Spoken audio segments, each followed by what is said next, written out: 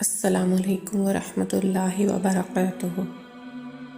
کتنی حیرت انگیز بات ہے کہ قرآن میں ایک بھی نا امیدی کی کہانی نہیں ہے۔ حضرت یعقوب علیہ السلام برسوں روتے رہے اور اپنی بینائی کھو بیٹھے، لیکن آخر کار ان کو اپنے بیٹے کے ساتھ ساتھ بینائی بھی مل گئی۔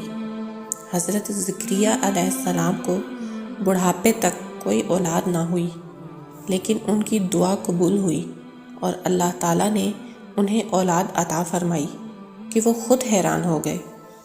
حضرت ایوب علیہ السلام بیماری کی وجہ سے بہت تکلیف سے گزرے، لیکن آخر کار اللہ تعالیٰ نے انہیں راحت بخشی۔ حضرت یونس علیہ السلام ویل کے پیٹ میں داخل ہوئے، لیکن اللہ تعالیٰ نے انہیں بھی نکال لیا، اور فہرست جاری ہے۔ غور کرنے کی بات یہ ہے کہ اللہ تعالیٰ نے ان سب کو دنیا میں راحت بخشی ہے اور آخرت کی زندگی ان کے لیے اعلیٰ ترین ہے۔ یاد رکھیے کہ جو اللہ کو غم میں اپنا ساتھی بنا لے، اس کا انجام کبھی بھی برا نہیں ہو سکتا۔ اللہ سے کبھی نا امید نہ ہو، اللہ عظیم ہے۔